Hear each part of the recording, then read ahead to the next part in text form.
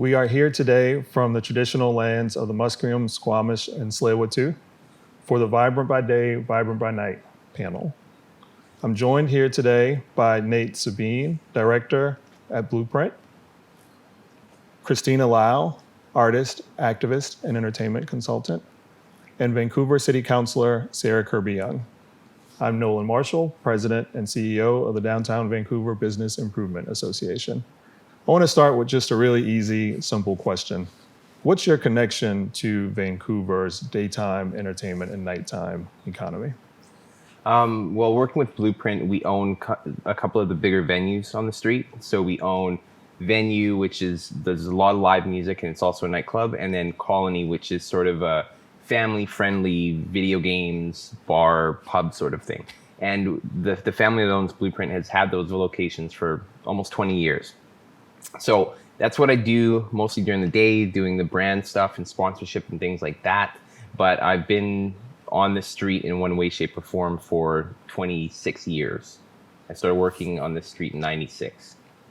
Showing your age, no? Yeah, I'm not afraid. And you're also the president of the local music industry association, Music BC. I am, thank you. Which is very engaged with a lot of the things that happen, all the events and music-related experiences that happen around Vancouver and beyond and throughout the province. Mm-hmm. I'll just be your hype person. I appreciate it. Everybody needs a hype person. Everybody needs a hype person. Great. KRISTINA?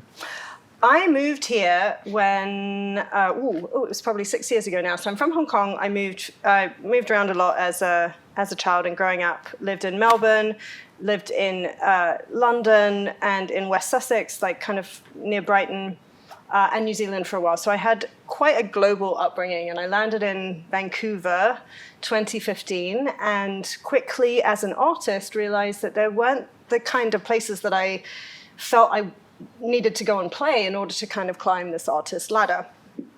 So I started exploring. I started having meetings with anyone who would have meetings with me. I didn't find Blueprint at first, but I did find some of the owners and operators who would fantastically take calls from some random person who arrived from London to talk about the city. And I started a local collective called Indie Van City, which then introduced me to a mutual friend of ours, Ian Cromwell, who now runs a collective called Locals Lounge. And I kind of spider-webbed out into figuring out and navigating the grassroots aspects of this industry. So I ended up on the board with Music Industry Association, Music BC, and have spent a lot of time having meetings and conversations with these lovely people, as well as putting on events with the Downtown Vancouver Business Improvement Association to create more of a vibrancy on every level of Vancouver that I guess that's kind of me in a nutshell, really. Sarah? Yeah, so also born in the UK and transplanted to Vancouver. But I think for me, growing up here and everybody went out and that was what you wanted to do when you were younger, was sort of tap into that excitement and enthusiasm about the entertainment districts. And I then went on to work for Tourism Vancouver. And so we spent a lot of time working with all the different groups in the city. So, in terms of supporting the arts and culture sector and really everything that kind of makes the city exciting that you want to live in and you want to make people come to visit. And that was our job, was to encourage people to come and experience this city called Vancouver. And I also love to travel. So I've been to a lot of cities that KRISTINA mentioned, Melbourne, London, Hong Kong, and I think what we always talk about is those vibrant experiences, those great places that you get to go and enjoy. And so that's sort of always been a personal passion for me, kind of worked in that side and sort of the placemaking aspect. And now that I'm on City Council in Vancouver, I think I have the opportunity to try to help facilitate and enable some of these things that sometimes can be a little challenging, right? To try to be creative and make things happen in the city and use our public spaces differently. So what's working today in terms of creating those experiences? What is Vancouver doing really, really well?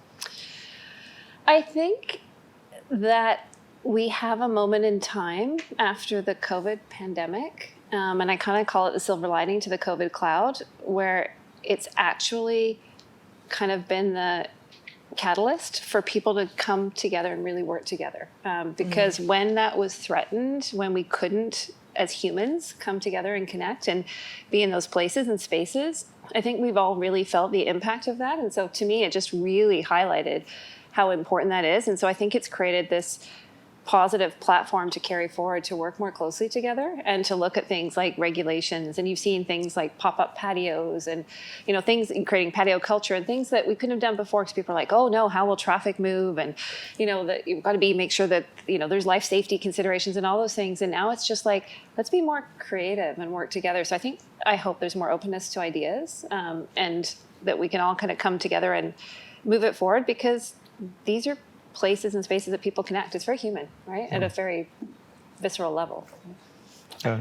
I think Vancouver, I would have to add to that and say, one of the pilot programs that I know you really championed a lot, and actually the DVBIA and Councillor KIRBY-YUNG did such an amazing job of piloting a promenade series right in the heart of downtown on Granville Street. And one of my favorite things about it was in and of itself open and collaborative and invited grassroots organizations. We had so many different people. Public Disco, one of my favorite local grassroots organizations. Vancouver Mural Festival, which is just a world-class experience. So many people from so many different facets of life came together, I think, off of the back of being conditioned now to be resilient in a different way and to think differently. And I think, for you, I'm so grateful. I've known Nate for some time now, but I'm so grateful to have access in a city that is small enough to be neighborly and vibrant and big enough to make impact. I have 2 degrees of separation between Sarah KIRBY-YUNG, which is, compared to somewhere like London, is so much more difficult, for lack of a better word. It's so heavily populated. And I think that that's something that I really appreciated. Well, and I have to Kristina's point, I have to kind of tip the hat to the DVBIA, because you stood up on developing an initiative that Kristina's talking about, which was a promenade series for Granville Street, kind of the entertainment district and hub traditionally in downtown Vancouver. But you also enabled that platform where you did the takeover days, which I think is what you were referencing. We did one. You programmed it, you brought in a lot of local artists, you showcased our Indigenous and other artists, but you also gave it to other organizations and said, okay, here's your opportunity to do a takeover day and creatively bring in those different groups. So I love that. I thought that was fantastic. Right. It was really easy for us to focus on creating a cultural economy and to figure out how we can leverage that to support the businesses and the entertainment district. Nate, how is your business? How are you leading in creating those connections in Vancouver that form the basis of this cultural economy that's so important? That's a good question. Well, one of the things that I think we have to remember is that it wasn't always the way that it is now between city council and the businesses down here. It wasn't that long ago that, how I got involved with the DVBIA and with the city and doing all these things to sort of fight for the Granville Entertainment District specifically, but for licensing and those types of things in general, was that the city council at the time just sort of, unilaterally decided that they're going to do a late night lockout, which meant that we wouldn't, as nightclub operators and the rest of it, be able to let people back into our venues, or into our venues rather, after 1 o'clock. So we did a bunch of lobbying and did the thing and then sort of got everybody back down to zero. So, those partnerships are immensely important. It was kind of, we're yelling into the wind before that, whatever we wanted to do. So, we wanted to see the Granville Street promenade happen for years. We wanted to get a street festival down here. Now we have something that we can take and we have proof of concept that it works, that people will come down here. So, nothing good happens in a vacuum. So it's working with the city and progressive people like Sarah and, countless other people that are making these things happen. So, at Blueprint, we have the venues down here, but we also do 2 of the largest festivals on the west coast of Canada. And we do smaller festivals throughout the year. So there's tons of stuff to add to the culture. Just trying to think about all ages events and the safety that goes into it and all of these things that, previously, not that long ago, Vancouver's, the tagline was, it's no fun city. And we're not like hella fun city yet, but we're getting there. And we're mediocre fun city. We're moving along the scale. Sometimes we have some really fun moments. Yeah, we do. Like, it's so much better than it used to be. But we still have a ways to go. I think it's fair to say. But to me, when I hear people bring that term up or say that there's not enough vibrancy here or whatever, I mean, COVID aside, I'm like, you're not trying hard enough. There's a ton of stuff to do here. It's, I've been in the city for almost 30 years. It's unprecedented, the amount of stuff that we can do here. And, there's just more coming because we have these relationships. I think it's interesting that you say that, because coming here 6 years ago, the reason I started the collective I did and have all the meetings that I did was because I couldn't find something to do. And that must have, I think that was post the No Fun City. There was a huge documentary on No Fun City, on Vancouver being a no fun city. And I think one of the things that I'm navigating right now as an artist and as someone who mentors other people in careers and entertainment is that people don't know the questions to ask. They don't know who they can go to. And, when we're sitting here talking about urban innovation and we're talking about how to kind of develop our cities as these great experiential hubs, it's hard to know what questions to ask and who to approach and how to do so. Because the one thing that I've found in the last few years is that the trust is being built. And that is by virtue of, in some ways, a pandemic crushing our concept of control and reality. And we have to rely on technology in a way that we didn't. And Vancouver has this incredible way about it, with so many people who are DIY centric, who will just find ways in and around the rules. We've all been to those house parties. We've all been to those extreme the warehouses and we've all been and continue to go to these incredibly creative experiences that happen. I think, for me, for the rest of the world, when they look at Vancouver, so many people see sports and they see nature and they see outdoors. But I think there's a great opportunity right now, and we're at the beginning of this amazing conversation to help people who have amazing ideas be supported to facilitate their success and to become more visible. I want to sort of riff off what you said, because that really struck me when you sort of said that crush and control thing. I think what we need to do is capitalize on this kind of growing excitement and enthusiasm and then working together, that we actually are creating an environment where it's okay if everything isn't planned out and it's more organic, and we welcome kind of that organic development and facilitation and pop up like musical acts like on a weekend, and right, creating places and spaces where musicians can just come down and play and interact, because it stimulates and it sort of engenders everything else, and then it creates that, it might be difficult to find things to do, but you want to expose people to it so that they're going, I didn't know that was here, and that's really great, and I want to learn more about it, and there's a local band, and they perform somewhere else too, they're not just here on my local, when I'm having coffee on the weekend in my neighborhood, which is amazing to see some of the music that's spread out during the pandemic into the neighborhoods, but it's how do you get people to engage, right, and actually want to seek out those experiences. That's audience development. It just takes time. We don't. I'm glad you had the word for it. But again, that's one of those things where everybody has to work together. I remember when West 4th was dying a few years ago, the BIA over there got with everybody, the residents and businesses got together and did some amazing ad campaigns, and now you would never know that they had a rough patch. And that's what the Granville Entertainment District needs to see, but it's also what Vancouver needs to see. I think that Tourism Vancouver rebranding itself Destination Vancouver is a step toward that.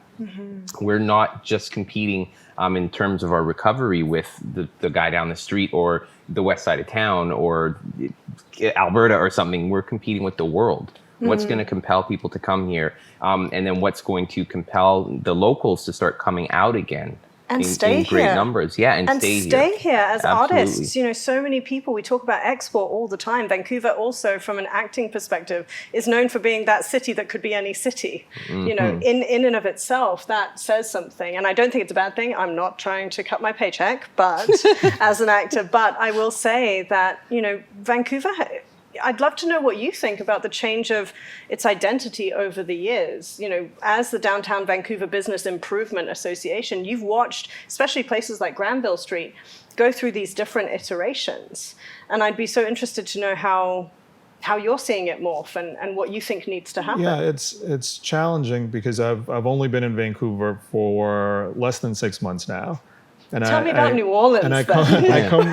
So you have the benefit of bringing a fresh perspective. It's been interesting to hear this concept of no fun city and to come from a place that's called the Big Easy, because having the fun is sort of easy in New Orleans. I'm leaving. I'm moving to New Orleans. And in Vancouver, I think that's the place that we're trying to get to. And I'm really curious on how you think we make that connection between urban innovation, between 24/7 vibrant entertainment districts, and the economic benefit and the cultural benefit for the entire city. And where do you see that we're doing that well, if we are? Well, I would say that we're not quite developmentally, at least, with the proposed 800 block expansion and development, which would be a game changer. Do you want to talk a little bit about what that is so that people know? Yeah, give sure. A little bit of context. Feel free to jump in because you're far better versed than me. But we've done this before. So the 800 block of Granville is it's iconic. It's it has the Orpheum. It's got the Commodore, which are both big, legendary, iconic venues in the city. And they both hold thousands of people between them. One of the places we own across the street, as it's a 700 person capacity. There's all these great buildings on both sides of the street. So they want to develop the east side of the street and just make it really a futuristic residential without seeing the plans, it's really hard to describe how it's going to change the face of downtown Vancouver.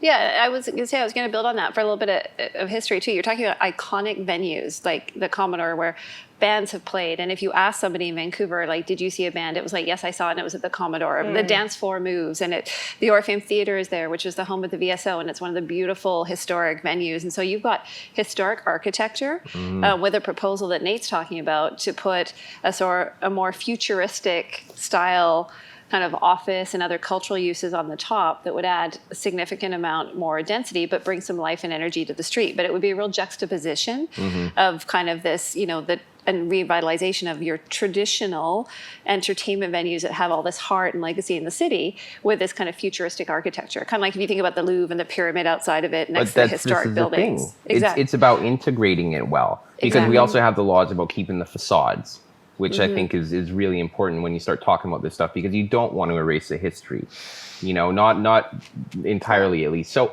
things like that are a big step forward. We have landlords on the street that aren't active, and that's me being, gracious. There's, and also the offerings down here. So the fact that, we had to push so hard for so many years, and then finally you pushed through the promenade idea.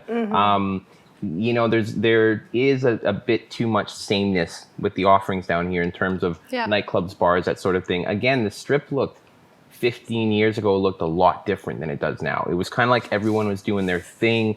It was separate. You'd see limousines. You had high-end restaurants. You had all these different things. You had, day and night.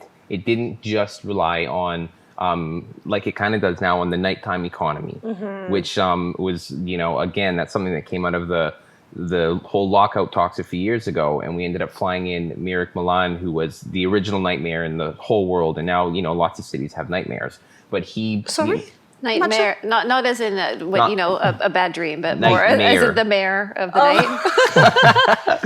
Nightmare. So Mirik, you're probably going to be watching this. Okay, gotcha. A nightmare. I forget what the other term for it is. It was the night czar. I think czar was the term. It was right, very the nightlife regal. czar. And it was this concept that a couple of European cities were doing it, that you would have a night czar that would somehow be the catalyst for revitalizing your night economy. But I think, Nate, what you're talking about really is the fact that places and spaces and cities and districts and destinations should be organic by definition. Like they shouldn't stand still at a moment in time. They have to evolve just like we evolve as people, right? Yeah. And you move forward. And so, the nightclubs used to be the thing back in the day. Pubs are really popular now. People want to sit and interact. So it's all of that sort of acknowledgement of how do you create all of those, you evolve and still be true to the essence of the fact that this was the iconic destination of the city. Well, I think it's interesting when, just to go back 2 steps to when you said, the Commodore, these traditional, these historic. I mean, I like to say I'm both a product and a victim of colonization. But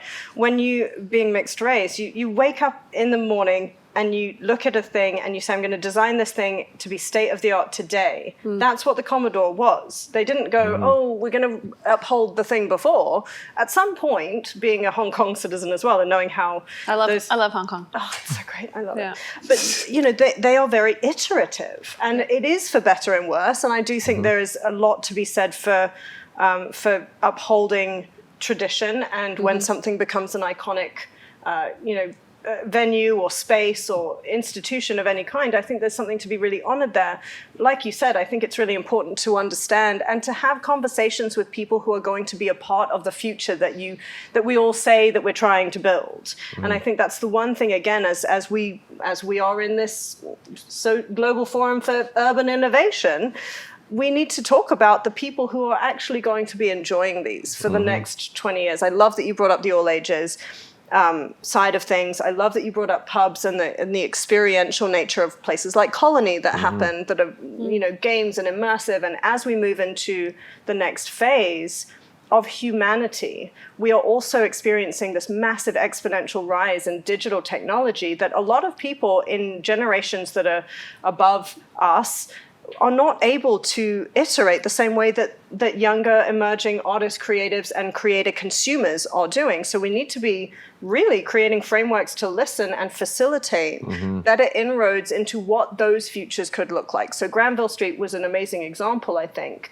And the DVBIA, with you coming in with fresh eyes, a fresh perspective, and an openness and a willingness to have a discovery-based, almost grounded theory-style conversation with the stakeholders of this city. I think that is an amazing blueprint that we can offer to the rest of the world by virtue of us being younger as a city than many other spaces in the world and on the planet. So I guess I'd like to ask, where do you see us going? And then more importantly, because I think the lesson from the last 18 months has been, how do we get there quickly? How do we innovate and get the patios, for example, was something that happened so quickly in so many cities to create a permit and a process whereby people can expand their businesses out into the public realm. Urban innovation that happened as a result of a disaster of sorts. Where are your aspirations for where Vancouver can go, and how do we get there quickly? I feel like you're looking at me, so I'll jump in. I think It's always best to ask the city councilor. on On the front end or the back end. Thanks, Nolan. Just put me on the hot seat. I think positive friction is really important. And by that, I mean pushing and nudging the envelope, because we have this gift now at this moment in time that, the world has shifted. And we have the opportunity to do that. So I think that's really important. I think the city needs to learn to get out of the way sometimes and enable, and not, control and crush, but facilitate and support and, manage risk management. And I think the other thing I would say is pilot. Like it's bring forward a concept and try it. Yeah. Because it's okay if not everything works. And a lot of the time it will, and it'll be magical and people will respond to it. And then you build on that. And so I think, in Vancouver, and, Kristina might speak to other cities, there's been this tendency to try to plan to make everything perfect and do the eventualities and the event plans and all these sorts of things, and looking at, venues and, trying to cross every T. And I don't think we need to do that. I think what we want to do is organically create that culture. And pilots are phenomenal ways to do that, because they inspire people and they get people involved, and then you get other ideas to kind of build on them and take them forward. So that would be my answer, but I'll let you guys jump in. That's the answer. There's really not much to add. That's exactly it. I would love to just say thank you for that. I have two things. I would love to replace the word innovate with iterate. A friend of mine, Lockdown, who's the executive director of DigiBC here, he's just such an incredible thinker, and he introduced me to normalizing iterations. And I think a pilot is such an incredible example of that. And the other thing that I do want to say from more of a social justice perspective as well is that we need to be reducing the barriers to entry for marginalized voices and people who are, and those visible and invisible barriers to entry, because I think if we are going to be the city that we want to see in the world, we need to have conversations and empower people to lead sustainable careers and lives within our city. And I think if that is the basis and that is the foundation within which we operate, Vancouver and a lot of the stakeholders that we have around here, I know everyone sitting at this table has a really strong eye on justice, equity, diversity, inclusion, and with a view to graduating so that from that term itself, so that we are actually genuinely inclusive. And those are the people I will constantly champion for, because I think those marginalized voices have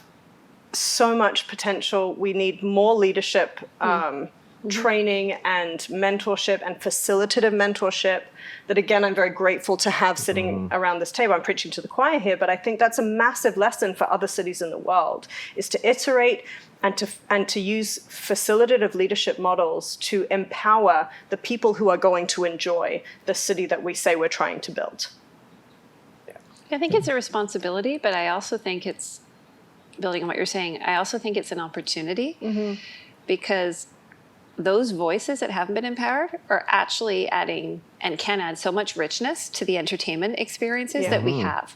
And purely from a, just a fun factor, but also from understanding each other and bringing, that's what arts and culture does, right? And, I used to, when I worked at Shores Vancouver, we used to say travel is a fundamental freedom. But it's also the way that we actually get to learn and experience other people, and arts and culture is the same.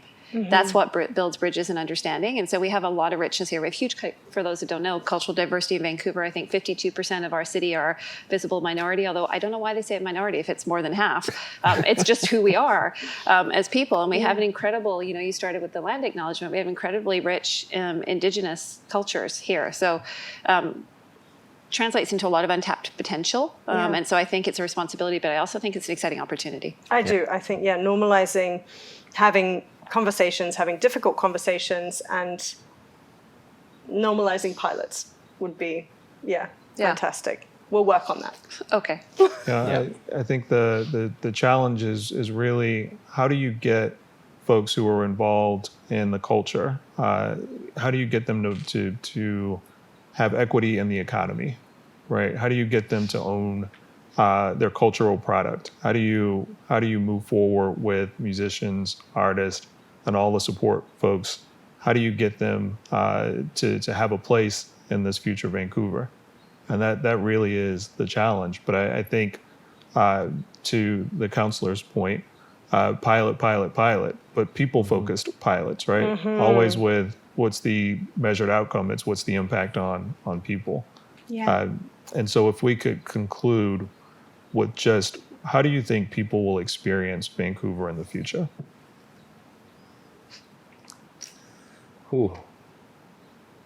I think that, with the tech sector growing and those sorts of things and bringing in new people, I think they're going to experience it certainly a lot differently than we did, because the city has changed so much and it's going to continue changing.